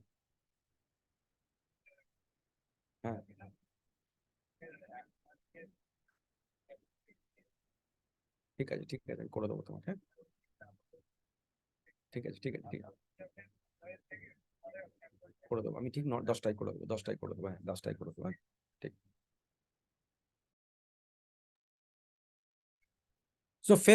So what is strongly favors use is, as told, history of exacerbation, which is the most important, and a blood eosinophil count that was strongly favored. Now favor use is 1 moderate exacerbation and blood eosinophil which is less than 300 but more than 100. But again, where we should not use, because there is strong evidence, there is evidence A in favor of pneumonia with ICS. So repeated pneumonia events we should not use. There is no use if the blood eosinophil level is less than 100 cell per microliter, or if we suspect or the patient is having tuberculosis. There is evidence which tells us that steroid, inhaled corticosteroid, increases the spread of this tuberculosis in the lungs. So mortality reduced in COPD. What are the pharmacotherapies and whether there is any RCTs? LABA-LAMA ICS, Yes, there are RCTs, and I'll come to some of the studies which has showed that single inhaler triple therapy compared to dual LABA therapy reduces the risk reduction. And these are the and who should be the patients? Symptomatic patients with a history of frequent and or severe exacerbation. But what is more important is some of the non-pharmacological therapy, and of them we should always highlight the role of smoking cessation. Practically, the most important thing that we should do is smoking cessation, and we should have a written advice. When we see a patient of COPD, the most important thing that we should do is smoking cessation and vaccination advice, which I'll come. Then comes the pharmacotherapy. Other important non-pharmacological therapies which has mortality reduction is pulmonary rehabilitation, long-term oxygen therapy, non-invasive, that is BiPAP therapy, that is, or CPAP therapy, mostly the BiPAP therapy, when we have patients of hypercapnia, and lung volume reduction surgery when there is an upper lobe emphysema and low exercise capacity. And all of them have a very good randomized control studies in favoring them. Now coming to the management. So by this time, you know that we have the combined assessment A, B, and D. A means less symptom, less exacerbation. So you can give minimum medication, just a bronchodilator for relief of symptoms. Group B, they are having more symptoms. So a combination of bronchodilator, a LABA-LAMA is what is required. And also that we should know that a LABA and LAMA separately, not separately, but a single inhaler therapy may be more convenient and effective than multiple inhalers. And in patients who are having exacerbations, here also a LABA-LAMA combination will be working. But you can consider inhaled corticosteroid, as told previously, more than 2 exacerbation, but with an eosinophil count strongly favoring is an eosinophil count more than 300. So that is very important. So coming to the ABE classification, what is the advantage that we see? It has made the management easier. For group E, LABA-LAMA is recommended. LABA-LAMA ICS, if more than eosinophil count is more than 300, a cycle of review, assess, adjust has been provided for management, just like any other asthma management also. Use of LABA, this is very important. So what we did in asthma is the LABA ICS was the mainstay of therapy. And here in COPD, LABA ICS in COPD is not encouraged. It doesn't mean that we should not be giving them. So if there is an indication for an ICS, then LABA-LAMA ICS has to be superior to LABA ICS and is the preferred choice. In patients with COPD, when they have concomitant asthma, they should be treated like patient with asthma. Under these circumstances, the use of an inhaled corticosteroid is mandatory. If a LABA-LAMA combination is not considered appropriate and there is no evidence to recommend one class of long-acting bronchodilator over another for initial relief of symptoms in this group of patients. So that is, don't switch between, if this LABA-LAMA is not working, don't switch between another LABA-LAMA, because probably this may not work in that way. So this is a study to show you, as I told, that I'll be sharing some of these studies where a LABA-LAMA is superior to LAMA in several endpoints, and this is expected. Just common sense will tell us that the combination of the two will be more effective. And you can see here that the changes from baseline to trough FEV1 at weeks 24 was 66 mils greater when uriclium and vilantrol versus uriclium and salmeterol respectively alone. And this LABA-LAMA combination demonstrated more consistent improvement in the transition dyspnea index versus monotherapy at week 24 with either one of these drugs, and all other symptom measurements at all point time regardless of the clinical improvement, and the safety profile was similar. So what does that mean? That is, LABA-LAMA combination works superiorly, and in patients who are having more symptoms, always give a LABA-LAMA combination, and the safety profile is there. So always try to get relief of the symptoms using a LABA-LAMA combination. Now coming to the what is called the once daily single inhaler triple versus dual therapy in patients. So triple therapy, as you can see from this curve, that patients who had moderate to severe exacerbation time of the first event of analysis. So triple therapy result in a lower rate of moderate to severe COPD exacerbation than LABA ICS in the population. Triple therapy is also resulted in the lower rate of hospitalization due to COPD than the LABA-LAMA combination. So one is exacerbation, another is hospitalization. Triple therapy has an advantage. Now, as I told, that follow-up and treatment revised. So if response to initial treatment is appropriate, that is, you select only a short-acting bronchodilator or a LABA-LAMA or a LABA-LAMA combination with ICS, and the patient is on treatment, try to maintain it and regular follow-up. If not, so what to do? First thing you have to do is, like any other management of obstructive lung disease, check the adherence, the inhaler technique, possibly interfere with the comorbidities. Try to find out what the comorbidities are. In COPD, a lot of comorbidities do exist, which include ischemic heart disease, osteoporosis, diabetes, and depressions, and many other things to be considered. Try to consider the predominant treatable trait of target, like the dyspnea and exacerbation. Use exacerbation pathway if both exacerbation and dyspnea need to be targeted. Now, if the dyspnea is persisting with LABA or LAMA, consider combination of LABA or LAMA, which we see here. Consider switching inhaler device, implement or escalate non-pharmacological treatment, which we have already highlighted, and investigate other cause of dyspnea. And we have to know that single inhaler therapy may be more convenient than multiple inhalation.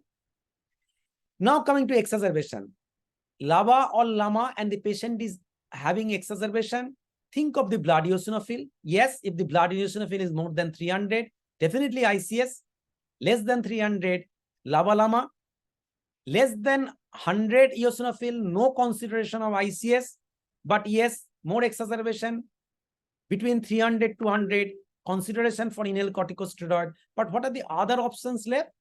Roflumilast, mainly in chronic bronchitis, or if the FEV1 is less than 50, and long-term azithromycin, that is low-dose azithromycin. What we give is 250 milligrams thrice weekly for at least a month, 6 months or so.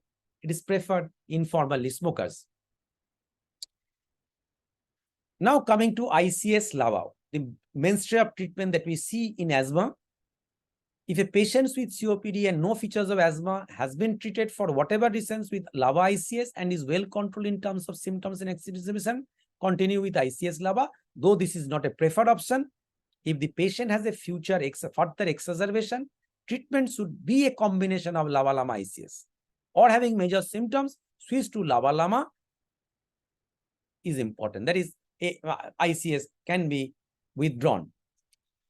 Just a few words about definitions. So we have only say about 20 minutes or left. So coming to exacerbation definitions, again, there is a change in the definition of exacerbation.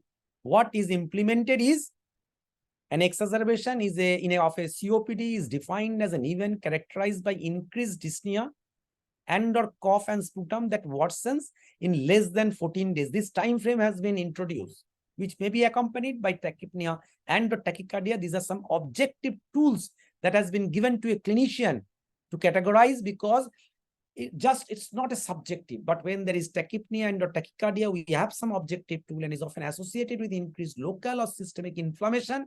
How do you know that there is local or systemic inflammation? There is also an objective by some of the biomarkers, for example, CRP or procalcitonin.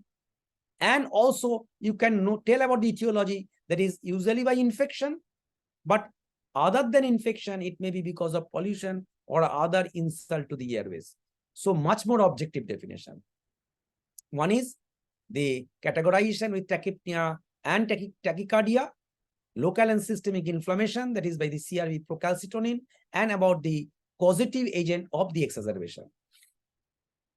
So coming to new approach in the management of exacerbations, diagnosis and assessment of exacerbation, complete a thorough clinical assessment, assess the symptom severity of dyspnea, the signs which include tachypnea, tachycardia, sputum volume, color, respiratory distress, that is the accessory muscles, evaluate CRP severity by CRP, ABG, even the pulse oximetry that we have will be helping in an objective assessment of the severity and try to establish the cause, that is whether it is a bacterial, viral, or an environmental. So coming to some of the focus on the therapeutic interventions to reduce COPD morbidity. Pharmacological therapy. Recently, evidence has emerged from 2 large randomized clinical trials, the IMPACT and the ETHOS, that fixed dose inhalation with triple combination, that is the LABA/LAMA/ICS, the triple therapy as it is usually called, reduces all-cause mortality compared to dual inhaler, that is the dual-acting bronchodilator. But some of the non-pharmacological interventions not stressed upon, but it should be stressed, is the smoking cessation, pulmonary rehabilitation, long-term oxygen therapy, a non-invasive positive pressure ventilation, and ultimately lung volume reduction surgery and lung transplantation is now some of the things that are going on here in India. In a few centers, at least 4 or 5 centers have been picked up where lung transplantation can be going. But I should really stress on this part, vaccination. So if you see a patient and diagnose a patient of COPD, the 2 important things that you should write is if the patient is smoking cessation, if a patient is having an exposure to biomass fuel or occupational exposure, remove that patient from that. And the next important is this vaccination. So what are the vaccinations that are required? So just to highlight, so 5 vaccinations at present. One is the influenza, the pneumococcal vaccine, the Tdap vaccine, and the zoster vaccine, and the COVID vaccine. These 5 vaccinations are recommended. Now, coming to the pneumococcal vaccine, the pneumococcal conjugate 20-valent, when it becomes available, still in India, the pneumococcal conjugate 20-valent is not available, neither the 15-valent is available. The only available vaccine in India, the pneumococcal conjugate, is 13-valent, and it's this one we should give first, followed 2 months to 1 year later by the pneumococcal polysaccharide vaccine. So only the 23-valent polysaccharide vaccine is there, and so first pneumococcal 13-valent, 2 months to 1 year later, within 1 year by this pneumococcal 23-valent polysaccharide vaccine. Other vaccines, COVID, pertussis, by the Tdap, the singles or the zoster vaccines. So issues related to inhaled delivery has been addressed, that is the ability to use delivery device correctly. Teach back. What is teach back? Tell the patient how you are taking. Tell the patient, you show me how you are taking the inhalation, be it a DPI or a pressurized meter dose inhaler. The pharmacist, physician, physiotherapists, the nurse/less intervention, as well as the lay health coaching may improve inhalation technique. And what is important is that you can keep an educator there who will be telling about the lifestyle and about the inhaler devices. So as like in asthma, digital inhalers could contribute to improve adherence. And ultimately, not only the device that the patient is taking correctly, but selection of the delivery system is also to be important. The selection process should aim to identify the optimal device for each individual patient. So where to give a DPI, where to give a PMDI or a nebulized device is to be decided, and there are different criteria for it. So the final choice should be made jointly by the one who is prescribing the drug and the patient, taking into account the device attributes, the patient's ability, the goal, and the preferences. If a new device is required, either because the patient is not using the current device correctly or the drug is not available in the same device, a systematic process should be used to select the device system and ensure that the patient can use it. In a nutshell, if the inspiratory rate is very low, don't try to give a DPI. Here, a PMDI with a spacer is important, and the places where home nebulization is recommended is just after discharge when poor inspiratory flow rate, patient is frail and agile, and the patient is upturned, and that cannot be, patient cannot have, don't have some more of the caregivers who can actuate it, fit it into the spacer. These are some of the patients who have where a home nebulization may be recommended. Lastly, as in all other chronic diseases, more so in obstructive lung disease, adherent to inhaled medication is to be stressed and has been stressed in the new GOLD guideline. Non-adherence to COPD medication has been associated with poor symptom control and all other bad things, that is increased risk of exacerbation, increased healthcare utilization cost, decreased health-related quality of life, and high mortality. So multi-component interventions with education, motivation, or behavioral component delivered by the health professional may improve adherence. So involving a person in establishing an individual tailored treatment plan has shown to improve adherence. And you should find out your own way how you can increase the adherence of the patient.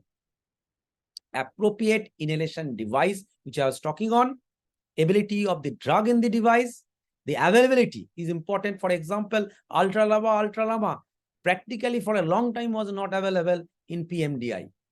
The number of different device types should be minimized. So you are giving one patient in DPI, another in PMDI, another in nebulization. That should be avoided. But what is more important is a shared decision making, which is more appropriate strategy for inhalation device choice, and taking in consideration the patient cognition, strength, and the dexterity is to be taken.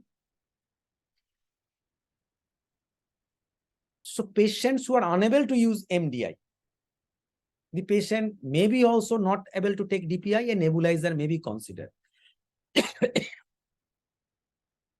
And not only that, the physician should prescribe only devices they know how to use. That is very important. And the caregivers should be taught how they should be using. Environmental risk factor has been stressed in the new goal guidelines, which include infections. Chronic bronchial infection has been associated with accelerated FEV1 decline. So synergistic interaction between smoking, infant respiratory infection, as well as early life home crowding with lung functions at the age of 43 is also documented. Biomass exposure, air pollutions, a lot has been discussed on air pollutions. 50% of the attributable risk of COPD is responsible for that. And in non-smoking, air pollution is leading factor of COPD. So poor air quality also increase the risk of COPD. So some of the new opportunities. So patients with COPD typically complain of dyspnea, activity limitations, and or cough with or without symptom production, and may experience acute event characterized by increased respiratory symptom, which is called exacerbation. This influences the health status, the prognosis, and which may require specific prevention and therapeutic measures. So coming to the newer opportunities, the realization that environmental factors other than tobacco can also contribute to COPD. Initially, it was thought that only smoking. Now that we know that non-smoking COPD is also there, it starts early in life and affects young individual. Initially it was thought that it was an old age disease, not less than 40 years. And they are the precursor condition, which include, as told, the pre-COPD and the PRISM. It opens new window of opportunity for this prevention, early diagnosis, prompt and appropriate therapeutic intervention. So if you see a spirometry, which is normal, but still the terminologies that quote a pre-COPD or a PRISM, think that these are the patients who have progressed to COPD, intervene early, at least with smoking cessation, occupational exposure prevention, and vaccination. Screening. Screening is an important tool. Goal advocates active case finding. It is by spirometry, systematic active case finding to identify undiagnosed COPD. Use of spirometry in children, adolescent, and young adult to identify individual with poor lung development. COPD screening case finding in primary care has been demonstrated to have a small but significant impact on increasing rate of diagnosis and the physician's clinical action, but with limited data still now. Coming to the role of CT scan, do we require CT in patients of stable COPD? Yes, for some of the differential diagnosis, lung volume reduction surgery when it is contemplated, and when we strongly suspect lung cancer, because both the smoking and the occupation and the biomass also increases the patient, the chance of having lung cancer. So annual low-dose CT scan is one of the modalities recommended for lung cancer screening in patients of COPD due to smoking. So some of the surgical treatment, which has also been emphasized, and at least we should know of them, is bulectomy, lung volume reduction surgery. These are the two important, and lung transplantation. Yes, there are a few centers now in India which are doing lung transplant. So in bulectomy, the effective approach for surgical removal of huge bulla, which covers more than 1/3 of the hemithorax, and lung volume reduction surgery, it may be through bronchoscopic or by VATS, more expensive, and physiological and functional improvement is there with lung volume reduction surgeries. So again, in India, patient usually tells that they cough a lot, they have sputum production, and ultimately what they want from the doctor, they ask and tell you, doctor, please decrease my sputum production. So treatment goal for patients with chronic bronchitis should include reduction of overproduction of mucus, decrease mucus hypersecretion by reducing the inflammation, facilitate elimination of mucus, which may be by increasing the ciliary transport, and decrease mucus viscosity. For example, if you can decrease the viscosity, just think of a ketchup. Just if you pour it, it will not come down. But decrease the viscosity by shaking it violently and you pour it, it will come down. So this is how we can decrease the viscosity of the airway and mucus, and then help in expectoration. The patient finds great relief when their cough are expectorated, and ultimately facilitating cough mechanism. Smoking cessation is one such measures. Mucus clearance treatment may promote mechanical movement through the airway. It is maybe by some of the oscillation positive expiratory pressure therapy, where there are devices, the flute-like or the jacket which causes vibrations. There are some new classes of mucolytic, and new bronchoscopic interventions have been proposed to reduce mucus hypersecretion by eliminating airway goblet cell hyperplasia, and some devices like cryoplasty, rheoplasty, and targeted lung denervations are there. This has already been emphasized. So new comorbidities have been added. So what the comorbidities used to know, that is ischemic heart disease, osteoporosis, then depressions, then anemia. These are some of the common comorbidities. Depressions, these are some of the common comorbidities we had. But now some other comorbidities has been stressed. That is frailty, there is weakness, slowness or exhaustion, low physical activity. Polycythemia, again, we used to focus more on anemia, but secondary polycythemia has long been recognized as a common comorbidity in COPD. And secondary polycythemia may be associated with pulmonary hypertension, venous thromboembolism, and increased mortality. Anemia has already been stressed. And now dental hygiene.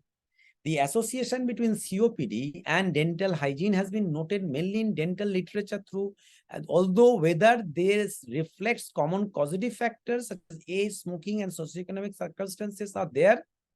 Both conditions have common relationship, but periodontitis is common in COPD and often require treatment in its own right, which may lead to reduction in exacerbation. Why? Because there are microaspirations. And this organism, this anaerobic organism, goes into the airway and cause ultimately more colonization of the organism and pneumonia, and ultimately exacerbation. So ultimately, I should be summarizing. So what are these key changes in the document? A new definition, which I already quoted, which is more objective. So the chapter 1 has been rewritten to incorporate new background information on COPD and new strategies for the terminology and taxonomy. A new section on chronic bronchitis has been introduced. Screening case finding had been actively stressed upon. Previously, the combined assessment of ABCD has been revised to ABE because it helps in proper management and clustering and lumping of the patients to recognize the clinical relevance of exacerbation independent of the level of symptoms. CT scan, the importance has been stressed on. Vaccination, recommendation for people with COPD has been updated, and initially, whereas we thought that influenza and pneumonia was the only vaccine that is to be given, now stress has been given to COVID, Tdap, and the zoster vaccines. Therapeutic interventions to reduce COPD mortality has been introduced. Issues related to inhaler, the COPD exacerbation definition has been changed, and point of care has been included, the severity point of care. Issues related to inhaler delivery has been addressed, and information on the topic of adherence to inhaler medication, which was initially not there. This is also important when you are managing patients. So any obstructive lung disease, be it asthma or COPD. Intervention and surgical therapies for COPD has been explained. Choice of inhaler devices has been stressed. Outline initial pharmacological treatment, follow-up pharmacological treatment has been updated, and the positions of LAMA and LAMA ICS has been changed that the LAVA ICS, which was initially there, has been put down, and we are more stressing on the triple therapy. Management of exacerbation has been explained to include details of possible alternative cause of symptoms, and comorbidities has been stressed on, and newer comorbidities has been introduced. So thank you for having gone through the lecture series. Now, Shambho, can I just find out what the questions are, or have we some time for answering some of the questions? Yes, sir. Yeah, we have some times, and I also now request our delegates, so the students, please unmute yourself. If you have any question, you can directly ask, sir. I think there is one no specific questions in the chat box. So if you have any doubt, yeah, Dr. Bhaskar Krishnamurthy, he had asked regarding the currently any role of theophylline in the management of COPD. Yes. The thing is that theophylline is a cheaper drug, and in India, we used to use a lot of theophylline in patients of COPD because it is cheaper, easily available in government setup. But again, the guidelines doesn't give stress on theophylline. So it's not a good bronchodilator, neither, but its role as in increasing the mucociliary clearance, some of the role in the diaphragmatic fatigue. And what maximum that we can do is that as an add-on drug with inhaled medications when the patient is have a symptom and not relieved. So it may be used as an add-on drug. So another important question, what device is more appropriate for COPD? PMDVI, DPI, or a nebulizer? I have already discussed with it. So most of the inhaled medication, for example, the ultra-LAVA, ultra-LAMA, the triple therapy, as we call LAVA-LAMA ICS, are all available or mostly available in DPI devices. But unfortunately, so again, the DPI device, there are different types of DPI devices with low resistance, high resistance. So there are devices where the drug deposition, even with low inspiratory flow rate, will be there. For example, 30 liters per minute, even if normally what we think that we cannot use a normal DPI device if the flow rate is less than 60 liters per minute in that way. But now that there are some of the DPI device which works even with about 30 liters per minute inspiratory flow rate. So a patient who have a very low inspiratory flow rate, which you can just assess by asking the patient to just inhale in front of you. Just inhale and tell them, just inhale in front of me, just as you take a deep, long smoke while smoking. I ask the patient, just inhale like this. Just looking at the inhalation inspiratory flow rate, you can assess whether the patient is a candidate where he can take a DPI. If not, then the best will be a PMDI with a spacer, and that too assisted. What is assisted? So most of these patients are so very frail. So checking the inhalation, putting this in the device, that is the spacer, and then actuating it and putting it in the mouth and then inhalation may be cumbersome for this patient. So what can be done is that in India, we have a lot of caregivers. The caregivers, maybe one of the relatives, his grandson, his granddaughter, or daughter-in-law, or anyone who does it for it. That is checking the inhalation, the canister, fitting the spacer, just putting the canister in the spacer, actuating it. And what the COPD patient does is take the normal breath, either with the deep breath, or if they cannot, in tidal breathing. That is, they take the spacer. That's the thing. So these are the patients. If you think that if inspiratory flow rate is poor, they cannot take the DPI properly, try to prescribe PMDI with a spacer.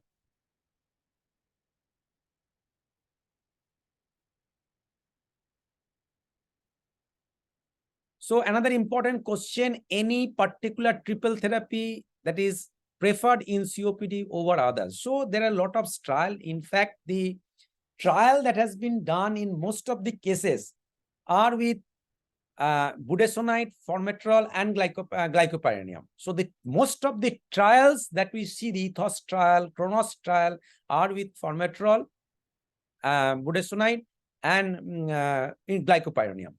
So most of the literature will be see that they are quoting this.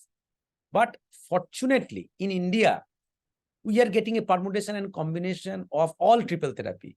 There is a class of steroid, class of long-acting beta-2 agonist, a class of long-acting anticholinergics. So we have, starting from indacaterol, glycopyrronium, mometasone, to formoterol, budesonide, and another anticholinergics, and a permutation combination of many of them. And you will be seeing the different pharma company marketing it. But again, it is a class drug. That is a long-acting beta-2 agonist, long-acting anticholinergic with a inhaled corticosteroid. Again, which inhaled corticosteroid? Budesonide has been well studied.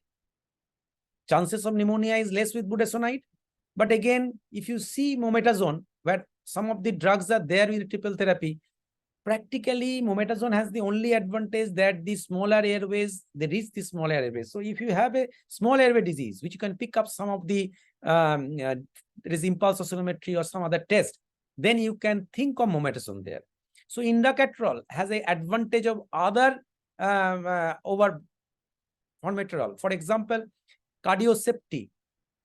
Vilantrol has more cardio safety. So when you are thinking that the patient is having tremor, palpitation, and you are really concerned with the cardio safety, you can think of other than formoterol, other drugs are there.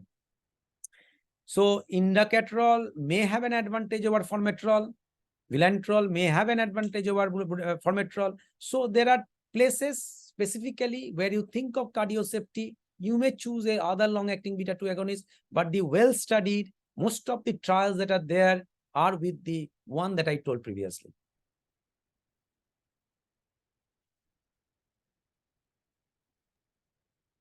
Okay, sir. Thank you. I think there is no much question in the chat box. So thank you once again, sir, for giving us your time, sir. And it is almost 10 now. And thanks to all the participants too for raising some interesting questions. So with your permission, sir, we can end here, sir. Thank you, Shambho. Thank you very much, sir. Thank you. And we will meet you, sir, once again physically in our physical classroom. Which is the date that you have given, Shambho? I shall communicate with you, sir. Please. Okay. It will be lot of physical meetings in the next few weeks. So a lot of meetings are there, both from the Indian Chess Society and other societies, pharma houses are doing it. So try to tell me just 2 weeks before my physical class. Okay. Yes, sir. Sure, sir. Thank you, sir. Thank you once again. Okay. Good night. Good night, everyone. Good night, sir. Thank you.